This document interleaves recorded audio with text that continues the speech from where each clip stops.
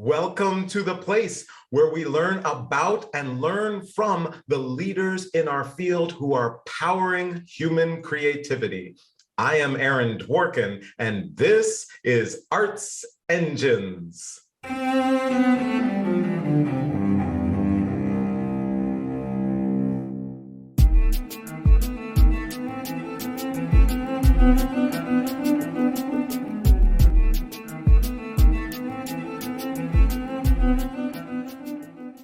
Thanks again for joining me here on Arts Engines. Today's guest is Dennis Robinson Jr., who serves as Director of Programs and Partnerships for the Seattle Opera. Dennis, welcome to the show. Thank you, Aaron, for having me. Well, it's so exciting to be able to have you on the show. Obviously, Seattle Opera is one of our wonderful partners, and especially helping as one of our creative partners. And there's a couple of things I want to talk to you about that are very unique happening at the Seattle Opera. But before that, I'd kind of start. A lot of our audience are in a variety of different leadership roles at arts organizations, whether it's opera companies, dance, orchestras, university settings, etc. And so, in your role as Director of Programs and Partnerships, what does that encompass, right? What does that mean for someone, who's looking and saying, oh, I might potentially be interested in that type of role at another organization?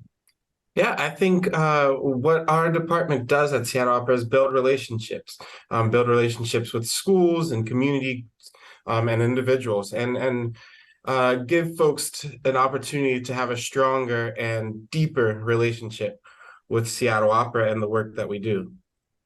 Awesome. And my understanding now is that these partnerships now, you reach over 100,000 people through the breadth of that. Is that right? That's got to keep you very busy. And is there any either area, potential partner that you feel, or group of partners that you feel are most important, or if you don't want to call out any particular partners, are there any of the kind of most important principles or approach you bring to building partnerships? Yeah, absolutely. We do reach about that many folks every year through programs such as opera classes for some folks who have been coming to the opera but want to learn a little more. We have a veterans choir that works with veterans of the armed forces, and we partner with a local organization called Path with Art to give veterans an opportunity to heal through music. We do school programs and a school opera tour, and the list goes on and on and on. So wow. It is, we do take it seriously and have a very big commitment to making these relationships and partnerships happen. I think that Seattle Opera is always open to new partnerships and relationships, and I think that that's how we approach it. We for so many years, folks in the opera world and in the classical music world have taken programs to communities that we thought were best for them, and now we feel that we just start conversations and see what we can offer to others and what they can offer us. It goes both ways, and to see how we can build what we do with each other. Awesome. Well, it really is. It's tremendous work. And I also just love that approach, especially openness, right? And that idea of being open to new ideas that others even bring to you.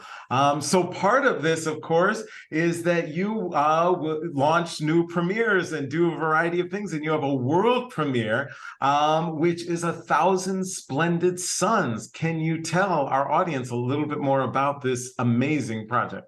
Yeah, 1,000 Splendid Suns, composed by Sheila Silver, has been in the works here for about 7 years. It is based on Khaled Hosseini's novel, the author known for, I'm going blank now, but it's written by Khaled Hosseini, and it's based on Afghan culture and Afghan stories. And I'll tell you to come and see it. And it's really beautiful melodic music, and the team has been working so hard towards this world premiere. The Kite Runner. That's what I was thinking. Khaled Hosseini's well-known book, The Kite Runner. Um, but we're very excited for it. It's been a long work in progress. I'm new to the opera, and I came on board in June of 2022, and everyone was already moving forward and building amazing community partnerships surrounding this premiere, and we're looking forward to it. That is so awesome. And so one of the things, so first, a phenomenal project, and everyone in the audience should be going to check it out. And one thought that, especially a lot of people reflect, again, institutions that are either doing premieres or major work, and thinking about those partnerships, right? And connecting with community that relates to it. So I was wondering if you could share with us a little more about so as it relates to this, are there any key things that you're doing in terms of collaborating with the community and with your community related to the premiere? Or are there any approaches that you're having with your community as it relates to the premiere? Yeah, I think we just want to shine a light on Afghan culture and music. So many people, when they think of Afghanistan, think about the war-torn country of the from the 80s with Russia or through now with the United States. And we just want to be able to share the humanity of all of those Afghans who continue to have a rich culture that goes back for centuries. We are partnering with local refugees and a local organization called the Refugee Artisan Initiative to commission a piece of art that will live in our lobby and tell stories through art. And it will have an interactive piece where people can hear the stories of some local recent Afghan refugees. We're also bringing in Afghan musician Humayun Saki, who is a rhubarb player, and he will do a concert here at the Seattle Opera Center. And partnering with a national organization named Art Lords that started in Kabul, painting blast walls with murals for peace and things. And so they've all recently moved to the United States and Canada. And so we are partnering with them to exhibit some of their art and share their stories as well. This is really, really beautiful and extraordinary. And I love those connections with community where it's not just that you're reaching out and engaging with the community and saying, oh, hey, come to our performance, but you're engaging them artistically and they're creating artistic work that's going to be part of what you end up producing and sharing with your audience and with your community. I think that's really just awesome and amazing. Yeah, I mean, Oh, yeah, sorry. A Thousand Splendid Suns is not the easiest story. It does involve some violence and depictions of folks that aren't the best light. So we wanted to really engage and share with our community a broader range of perspectives than just that one story as well. Awesome. Absolutely awesome. And that context, I think, just creates, right, this such a rich environment in which people can then experience the art and understand it and hopefully be more connected with the broad breadth of diversity that reflects our world.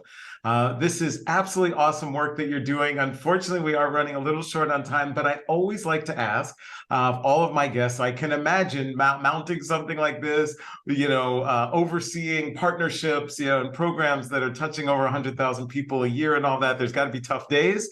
And where do you turn either for strength or on the tough times for inspiration as a leader?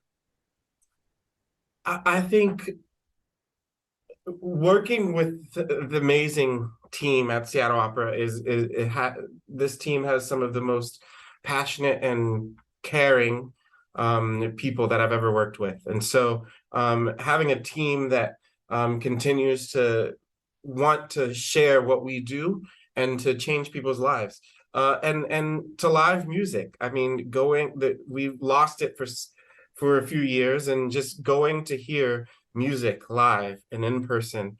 And as you know, we all need folks to come back to the opera halls and concert halls. So just being in the presence of music lovers is really what does it for me.